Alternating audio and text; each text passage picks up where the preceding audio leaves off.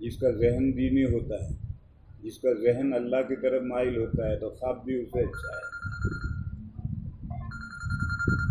اور جس کا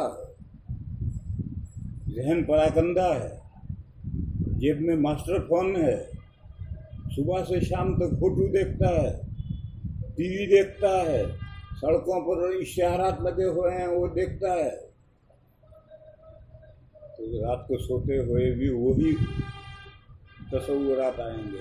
حضرت شاہ ولی اللہ صاحب علیہ الرحمٰن نے یہ بات لکھی ہے کہ خواب میں جو ہمیں جو خواب آتے ہیں ان کے اسباب وہی ہیں جو بیداری میں ہم سوچتے ہیں، جو بیداری میں سوچنے کے اسباب ہیں وہی اسباب خواب میں سوچنے کے ہیں، اور اسی سے اچھے برے خواب بنتے ہیں۔ تو اس حدیث شریف میں اشارہ ہے کہ اگر آپ اپنا ذہن پاکیزہ رکھیں گے، گندا نہیں رکھیں گے، بیداری میں آپ صحیح اچھی باتیں سوچتے رہیں گے، غلط باتیں آپ کے ذہن کے اندر آئیں گی ہی نہیں، تو آپ کو خواب بھی اچھے آئیں گے۔ اب یہ تو اختیاری ہے کہ آدمی اچھا سوچے، غلط فکر، غلط بات کی طرف فکر لے جانے والی باتیں نہ دیکھے، نہ سنے، نہ پڑھے۔ اسی طرح سے ایک دوسری حدیث ہے، نبوت کے کمالات 46 کمالات میں سے ایک کمال ہے شفقت اور مہربانی۔ ہر نبی اپنی امت پر آخری درجے کا شفیق اور مہربان ہوتا ہے، رؤوف الرحیم ہوتا ہے، درجہ بدرجہ۔ اس کا اشارہ ہے ایک حدیث میں، وہ تم نے پڑھی ہوگی حدیث۔ ایک جنگل میں صحابہ ٹھہرے ہوئے تھے، تو حضور نے فرمایا کہ لوگ اراک کے پھل چن چن کے کھا رہے تھے، تو حضور نے صحابہ سے کہا کالے کھاؤ، وہ پکے ہوئے ہیں، جو ہرے ہوں وہ کچے ہیں مت کھاؤ۔ تو صحابہ نے پوچھا یا رسول اللہ، یہ بات تو چرواہے جانتے ہیں، کیا آپ نے بھی بکریاں چرائی ہیں؟ تو حضور نے فرمایا ہر نبی سے اللہ نے بکریاں چروائی ہیں۔ یہ آخری جملہ کہ اللہ نے ہر نبی سے بکریاں چروائی ہیں، یہ خطابی ضابطہ ہے، قاعدہ منطقی قاعدہ کلیہ نہیں۔ یہ بکریاں اللہ نے کیوں چروائی ہیں؟ تاکہ وہ اپنی امتوں کے ساتھ مہربانی اور شفقت کا معاملہ کر سکے۔ بکریاں ایسی ناتواں اور نازک جانور ہیں کہ ان کے ساتھ نرمی کا برتاؤ کرنا پڑتا ہے، اور جو بکریاں چراتا ہے وہ جانتا ہے کہ کس طرح سے ماتحتوں کے ساتھ میں برتاؤ کرنا ہے۔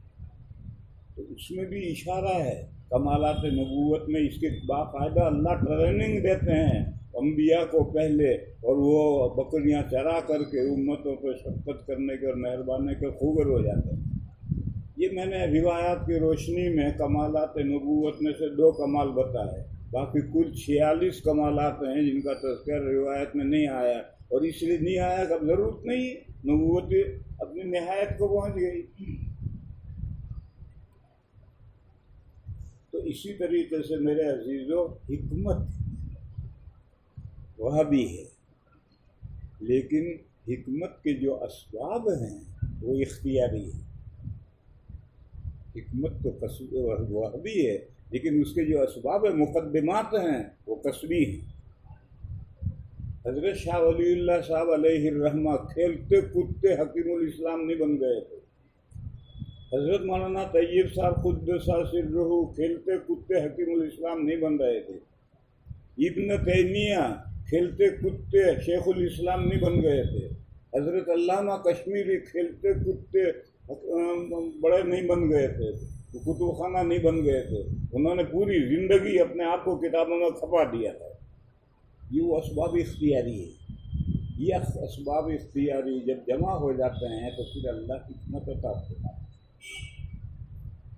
تو اسباب اختیاری ہیں تو ان اسباب کو اختیار کرنا ہے، تو عالم تو بننا ہے مدرسے میں پڑھ کر، اور محنت سے تم اس درجے تک پہنچ سکتے ہو، اور فقیہ بھی بننا ہے مدرسے میں پڑھ کر، مسائل کے دلائل بھی آپ کو جاننے ہیں مدرسے میں پڑھ کر، اور جب وہ جان لیں گے تو آپ کو فقیہ کی سند دے دی جائے گی۔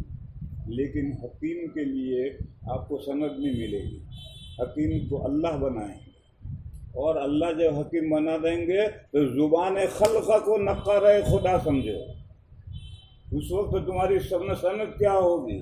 شاہ ولی اللہ صاحب کے پاس میں کوئی حکیم فیلسوف الاسلام کی سند تھی؟ کوئی نہیں تھی، ساری دنیا ان کو فیلسوف الاسلام مانتی ہے۔ زبان خلقہ کو نقارہ خدا سمجھو، لہذا وہ زندگی بھر محنت کرنی ہے، محنت کرتے کرتے جب اللہ تعالیٰ کی طرف سے